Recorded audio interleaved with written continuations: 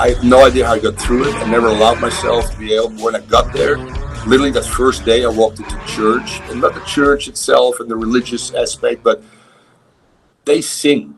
And I'm telling you, every member on our team has these voices that resonated, and it allowed me actually to lower my heart rate and allowed me to enjoy the experience, which I had not done for the last 10 years for a lot of reasons. I got fired. I didn't want to get fired again, so I was afraid of losing games. And I don't know, I got caught up in this weird cycle. And as again, being more spiritual there, getting in touch with myself, but also my surroundings, and looking at these beautiful people. That really, finally, I got a sense of normalcy, and that allowed me to cry in front of people. I mean, God, my dad taught me never to do that. That's another thing. You're shaped by your upbringing. Obviously, my dad was a tough guy, and you provide, and you don't cry, and you don't show weaknesses, and that was a little bit like me. I was that, like, as a player as well. Cruyff would always instruct me to, when I get touched, you kick the next guy. So I had to be the physical and the mental tough guy throughout my career and also my coaching career. To seek advice and speak to somebody, don't be scared. That was the hardest thing for me, was to very first come out and speak about it. And for me, it was obviously like I went public with it, and it was actually through my manager at the time who told me to do it. And it helped me. It did help me, because the stuff I got off the back of it was brilliant. Also, I got some bad comments, but it was nothing compared to the good stuff. But I think just people need to not care about what other people think. And I know it's easier said than done. But see, at the end of the day, you need to look after number one. And because nobody else is going to do it for you, do you know what I mean? So if people are feeling the way I've felt, like, go and speak to somebody. And again, it might not be the first person you speak to. It might not work for you, but don't let it put you off. Don't let it put you down and think that, I'm never going to get better. And, because that's what will happen. That's the questions that will go through their head and stuff like that. You just need to keep going until you get and you find somebody that you click with, or if you've got family members that you want to speak to. And because there's so many people out there that want to help when it comes to this kind of stuff. Again, more so than the negative stuff that you get, and you'll always get that, but there's so many people out there that want to help, that want to listen. So first I would just say, like, don't be scared to speak about it, and see, once you've done that, it's a weight off your shoulders. And there's so many charities that are opening now for mental health stuff, and you can get this like free counselling or speaking to people a lot quicker than you can through the NHS. Just to touch on that, I know of a story of one of the guys that now he's a facilitator at one of our clubs, and he's a builder. One of the lads on the site, airy ass builders, out for a beer after every session, all the rest of it, and every other sort of stigma that goes along with that, I think. And the first night that he wanted to come along to AMC, he just had to go and say to his gaffer, "Oh, do you mind if I leave a bit early tonight?" And his gaffer turned around to him and says, "Oh, yeah, no worries, mate. Where are you going?" Sort of thing. Just sort of say, making sure that he wasn't swinging it. Yeah. And he sort of thought to himself, well, if I'm going to go to this place that's talking, I'm going to tell him where I'm going. So he turned around and went, "Oh, I'm going to somewhere called Andy's Man Club." Unfortunately enough, his gaffer had heard about it and turned around and went, "Oh, man, yeah, you know what?" And they went through a little bit of a stage of, you can come and talk to me and all those sort of different things.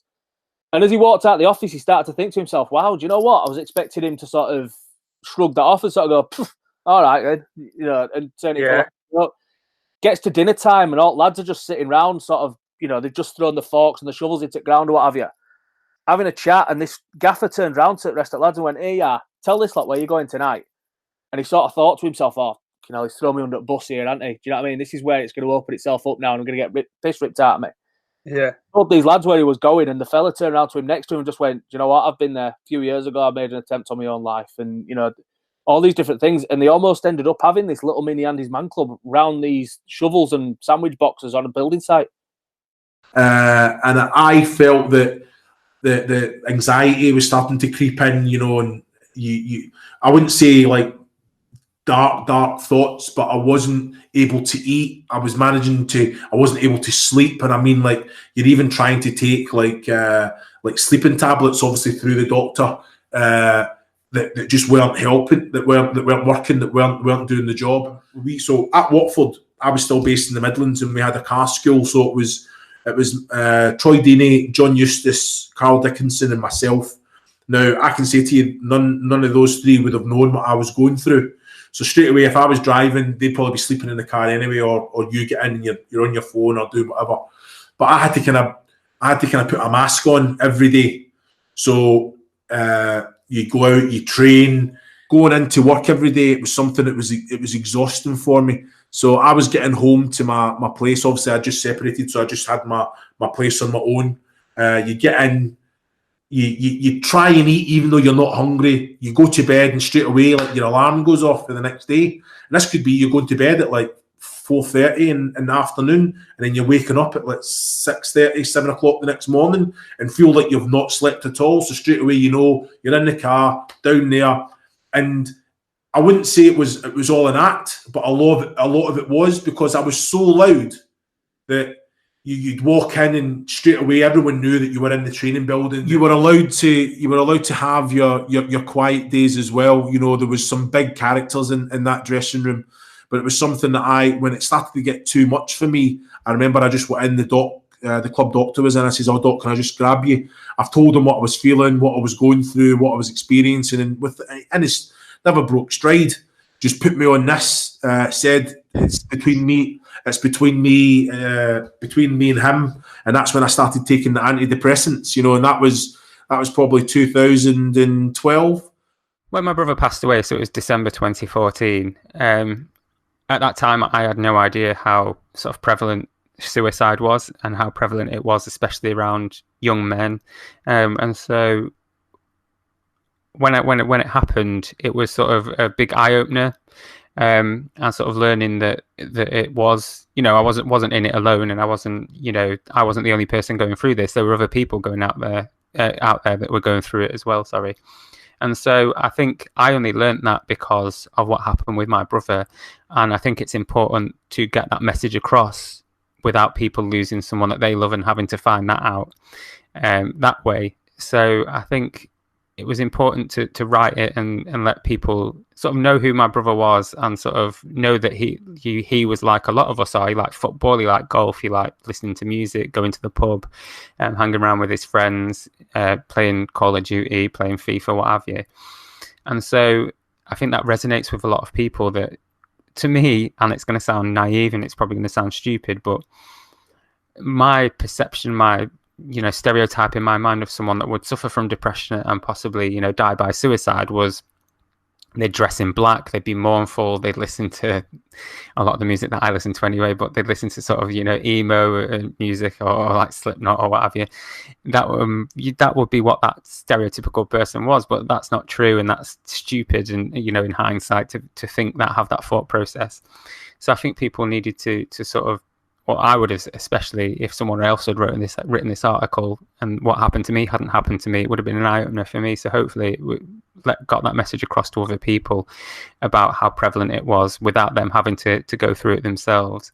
Yeah, I think that a lot of men have this persona that they can't speak. But I know we were an hour or so into this, but my actual dad killed himself. So it's not something I don't talk about. So I'm not sitting there opening up now and feeling comfortable to open up. It's just something that I genuinely have got on with since I've been a kid. So he would have needed this. He would have needed this time to probably open up and have this discussion with people. But I think you've got to be there for your mates. I think you've got to be there for men. I think there's got to be more done. As it's the biggest killer. Obviously, suicide is the biggest killer in men. But I also think that, men need to open up themselves as well. I don't think they need to feel like they haven't got anywhere to turn. There's always someone that will help you. It's that sort of environment. There's always someone that will support you. And, you know, it isn't the end. It isn't the last chance. There's always someone who can get you out the hole you're in. And there's always a way out. And, you know, there's loads of things that have happened to me that people will just go on listening to this call. Oh, well, he doesn't know what I'm going through. Well, you know, I've been bankrupt. You know, my dad's killed himself. I've gone through lots of different stuff that have put me in this situation, and I'm still in a good place. Yeah. Someone of the PFA range, someone I was meeting up with for a long time over in Liverpool, and it was great. It's just about learning how to manage yourself. That's more than anything, open your eyes up to it. I think he'd be better to back to a lot of stuff that had happened in the past, and it's being aware of all these things can have an impact. And if I'm feeling rubbish, I know how to sort of manage myself better now. Some days I have an awful day. The last few weeks have been really hard for me with the football side of things and how that's made me feel. Then all this coronavirus stuff, for whatever reason, it's making me a bit anxious. I don't know what's going to happen. I need structure in my life, so I'm working from home at the moment, and it's like I can't deal with it. It's like I'm anxious about taking the dog out 18 times a day. The dog's made up, but just to try and get me some structure in it. I'm trying to manage it as well as I can, and sometimes it's very hard, but I've learned how to manage it. That's what I've done more than anything. Sometimes it doesn't work, but I'm the first to say I'm struggling here. I need like and that's important, isn't it? Yeah, it's feeling comfortable enough for people to say it, and I don't think there's enough people. So I can say to my missus now, like, I'm not feeling rubbish, and she'll say, tell me why and what can we do to change and whatever. And it's just being able to actually say that, like, is everything. It's fine. I'm not being made to feel rubbish or snap out of it, you being a dickhead or whatever it is. It's okay. Very simple steps, isn't it? It's tiny. But everyone will go, and that's what I say. I go into schools now and I talk about mental health, and everyone will have an impact on every single person, whether it's someone close to you or you personally, it will. And how you deal with it can make a massive difference in whatever way. And the one problem that I always not hate if people come to me with a problem with gambling, if they say the reason is to escape from how they're feeling, then I worry. A lot of people say, do you know what, I gamble when I'm down, I'm lonely, I'm bored, I'm upset, I'm angry, and I think that's when it becomes dangerous because you're irrational at the time. You're obviously not in control of your emotions. To be in control of your finances and your gambling, you're not going to be in control of that either. A lot of people do it for a thrill seek. A lot of people do it to obviously try and win money, to try and make ends meet. I know that a lot of footballers do it because people think that you can live an extravagant lifestyle in League Two. You can't. All right, I'm telling you that now. I don't know any League Two player that's living way beyond their means for the money they're earning. So to try and live that lifestyle that you want to live, people think that gambling will give them that. I remember Les Ferdinand used to fly his helicopter training at Reading, and he'd fly into the far corner of the pitch, he'd land it, and he'd fly it himself, and he'd walk over to the training changing rooms. And I'd think to myself, like, oh my God, like, what kind of life do you live? And I thought gambling would give me that, but I was obviously sorely mistaken. It didn't give me that at all, but I thought it would. I think the best thing you can do is open up to someone close to you, to obviously tell them that you have an issue with it, tell them the destruction that you might have caused. Be completely honest from day one. I know it's not difficult. It's not easy to be truthfully honest, and tell them what you might have done which you're not proud of, but it gives you a clean slate to then start moving forward again. I know that speaking out is the best thing you'll ever do. If you're hearing this podcast and you listen to it, and you can find me on Twitter, which I'm sure you will be able to easily when it's uploaded, feel free to drop me a message. I'll always try and help as much as I can. We've got a good network of people also at work that would be willing to help. I think it's just important that you don't try and beat it alone, because it's very, very hard to do that. I tried it and failed miserably. Speaking out about it is the biggest thing that you can do. Welcome. I think firstly I'd probably give myself a bit of a cuddle and tell myself it's not my fault, because I think I blame myself a lot. I think my advice would be, and I'm really careful when I say these words, and I don't want to. I always have the fear that telling people to talk all the time, some people still find it difficult talking and maybe start to beat themselves up and think, am I not, like, why can't I talk about it? When I say talk about it and when I say be open about it, I'm not saying that you have to be open to the full world about how you're feeling. Just talk to someone you can trust. And if you don't think you have someone you can trust, then talk to a professional, because you can always trust them. And you don't have to understand it. You don't have to fully understand what's going on in your mind. I think you don't have to try and put a finger on exactly where it's went wrong, but just getting it out there, getting it out to someone, again, reiterating someone you can trust, then it'll make a difference. And the more you can do that, and the more that you can keep on talking about it, then trust me, the easier it'll be. And if I could have told myself that at a younger age, maybe life would have been different. But at the same time, I'm not one to look back with regret. I think everything in my life has happened for a reason. Everything has brought me to this point today where I feel better than I've probably ever felt. I've been through a lot, but it's taught me so much. I've connected with some fantastic people. I've now got some amazing people in my life. I've got a wonderful wife and a great son. So it is what it is. I can't control it. I can't change it, but I can move on every day for it and just be grateful to be here. I think it's a really good question. I think one of the things that I feel like I've learned is that one of the biggest sources of unhappiness is a lack of acceptance for the situation you're in. So you get depression or disappointment or you feel down, and that just happens, and it can happen for a number of reasons. It can happen due to events, or it can happen just because of the chemical makeup of your brain or whatever. But that's one thing, right? And that happens. But what to me is one of the most severe causes of unhappiness is this kind of lack of acceptance. So what I mean by that is, if I feel depressed, or to take it into a more kind of physical idea, if I've got, last week I had a really sore back all week, right? And it was fucking annoying, and it was really painful, and I was a moody prick about it the whole time, and it made my job hard, it made my life hard. Now, there was two parts of that. One was that I've got a bad back and it was painful and it was annoying. And the other part of it was I couldn't get out of my head the idea that I didn't want to have a bad back, right? So I wasn't accepting the situation. Now, I firmly believe that happiness, the key to happiness, is in acceptance. So it doesn't mean you ride along and just let the winds of change take you wherever they take you. What it means is you say, this is my situation now. I accept it.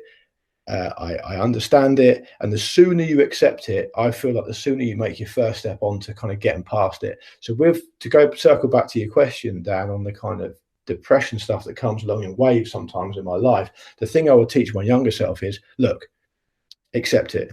It's not the worst thing in the world. It's bad, it's horrible, it doesn't feel great, you feel like shit, but accept it, because ultimately these are just thoughts, this is just a mindset, it'll pass. Just let yourself accept it, and the quicker you accept it, the quicker you can move beyond it. Because a lot of the source of unhappiness in my life has been fighting against it, saying, I don't want to feel like this is really annoying me, it's upsetting me that I feel like this, and I can't get out of my mind the fact that I don't want to feel like that anymore. As soon as I accept it, I start my process towards getting past it. I found it, like anyone, I found it very difficult to articulate things that had only been in my head. So when I first went to the doctor, having experienced all of this, saying it out loud felt very, very odd. I told maybe 2 or 3 people in my life up to that point, and that had always been when maybe I'd had a lot to drink, and it just felt a little bit easier in the circumstances. But from that point of first talking about it, it only ever got easier. And it's certainly not something I talk about, in depth every day. I talk about body mental health every day, but my own experience is something that I'll lean on when I need to. And I think it's all about picking the right person or the right people in the right circumstances, because there is so much ignorance out there that it's hard for people to understand. If you're talking about particular feelings, if they've not experienced it, it's hard to empathize. So it's always just trying to find ways of connecting with people over it. And if you or I can talk about our own experience, then there will be someone out there who hears it and thinks, oh, that's what's been going on in my life. And it might make it that bit easier for them to go forward and talk about it. I was dead angry driving home, but then I got to reason, well, I'm angry because I'm angry at myself for doing something stupid. And then you get to a point where you go, well, actually, I can't change it. There's no point in beating myself up. Did I know why I did that mistake? Yes, I did. Okay, so I'll fix it next time. Yeah. And then if I made the same mistake again, I'd be absolutely fuming. But I wouldn't make it more than twice, ever. And if one, then I would hopefully I'd sit down and work out why I'd done it and say, right, let's think about this, let's think about that, and then you work out a solution. And I think it's the same as any mental health. You know, I was an experiment to try and get the best out of myself. And now if you take anxiety, depression, whatever you want to do, is that you try things, and you should never stop trying things, I don't think, until you find the thing that works for you. Because with anxiety, it could be music, it could be anything, it could be painting, whatever it is. Then I don't think we should look at, you know what, whenever I read stuff about depression and anxiety, you know, there's only, we can only do one or two things with you. But you can't, you can do hundreds of things. Let's just try them all. What's the worst can happen? Yeah. You know, if you've got anxiety, you've got anxiety. That anxiety will still be there if you go and do tap dancing. It'll still be there. But, you know, do you go, okay, I accept I've got it, so let's just move on and do my life anyway. So I think you just got to try everything. I think that's what I try to do in my career, really, is try anything that will give me an improvement. And if it didn't work, what's the worst can happen? Just go back to what I was doing before, because I knew it worked. Or I knew what I was doing. And I think it's the same with mental health. The idea is you try and move things forward and try and be positive all the time. And that's what I'm saying. If you've got somebody with a mindset who's behind you doing that as a psychologist or a clinician, whatever you want to call it, or just your mate, then I think that's a better thing than somebody sitting in a room with you going, yeah, life's shit, innit? And I had people around me, but I still didn't feel strong enough to take it on. I still had my coping mechanisms, and I still thought, I'll get to that point one day, you know, it won't get me forever. And then I just started to sort of look around me and go, my life's slipping by here, you know. I'm not a young fella. I'm not old, but I'm not young. And I can't carry on just letting it take me life, because at the end of the day, what Hillsborough shows me more than anything else is that I did survive, and I need to make it count. And so I bit the bullet and thought, well, I'm going to do cognitive behaviour therapy. Never done it before. Didn't know whether or not it was going to work. And even more so, because everything's online these days. It was online. And I remember thinking, I'll do it, because I want to try and do it, but I doubt it'll work. And I couldn't have been any more wrong, because what I achieved with the help of that therapist is a place that I never thought I'd get to, which is seeing things in a different light. They call it reprocessing in what I did. And it's almost, he used to say, you know, you're rearranging your kitchen cupboard, and all them memories won't come spilling out on you. They'll just come out in a way that you can deal with. And it's coping strategies. It's positive reinforcement of what happened for me. And it's an eye on how I'm going to carry on with that, and how I'm not going to let it take control of the rest of my life. Knowing how you feel when there is something sat in your chest and knowing how to get that off is really, really important. And sometimes it is venting. Sometimes it's going for a run. Sometimes it is just going to the pub and having a beer. If you drink, sometimes it's going to play video games. Like, you need, there's catch and releases to everything. It can be really, really, really hard when you get in these states where you think you're absolutely alone and you're worthless and no one really cares, and if you just disappeared, nothing will happen. But it's very hard to go through this life alone. It's very hard to go through this life without having meaningful impact on at least 3 or 4 people, and that's maybe one of them is just your parents. You've got other people that, like, there are always going to be people who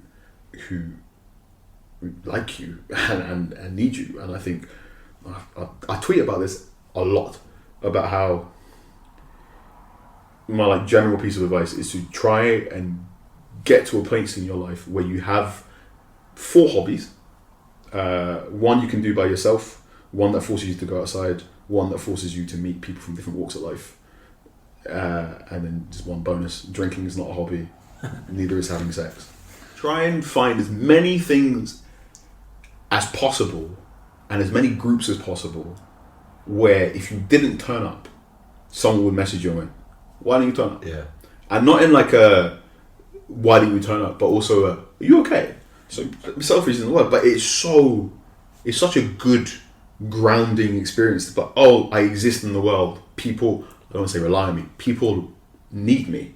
Yeah. And people miss you when you're not there. People miss you, and people like you. And like you said about assumptions, it can be in those bad states, it can be so easy to assume everyone hates you, and you have that sort of nightmare where all your friends are talking behind your back, or you imagine there's like a WhatsApp where it's just it's the same group chat, but it's just without you, and they're all calling you. Yeah, they're all calling you a dickhead. And you always imagine when someone hasn't responded, it's because they're in the other chat. Yeah, and you've got those fears, and like getting into a point in life where you have that, and you have good people in your life that do this. So, for a lot of people, it's the football. Yeah, a lot of people, it's their football. You know, you go and watch a team on a football on a Saturday, and if you don't turn up to the pub at 1 o'clock, everyone's like, "Where are you?"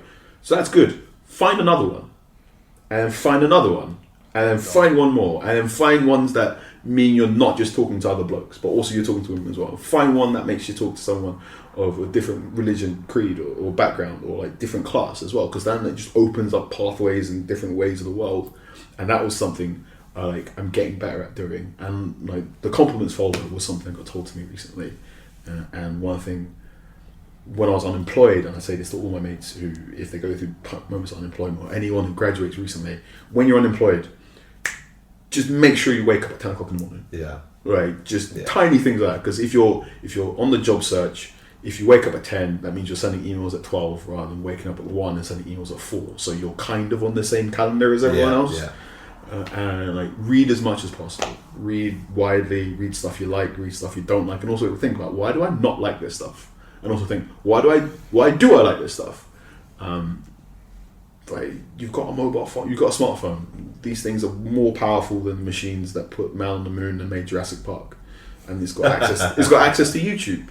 So you can use these things to learn so much about like languages and like getting a hobby where you make stuff with your hands can be really nice. So I like to cook. Some people get really into sewing. I mess around with yarn. These aren't magical silver bullets for when you're feeling depressed or going through mental health conditions. And like I said at the start, any conversation that talks about mental health that doesn't talk about government funding and NHS is incomplete. So also, I am going to tell you, like, start being effing angry at the government right now and start seeing what you can do at a grassroots level to help mobilize people and help people. Once you start doing that stuff, it feels addictive, and then you start to feel better about yourself. And this sounds awful, sometimes it's okay to feel good that you did a good thing. Yeah.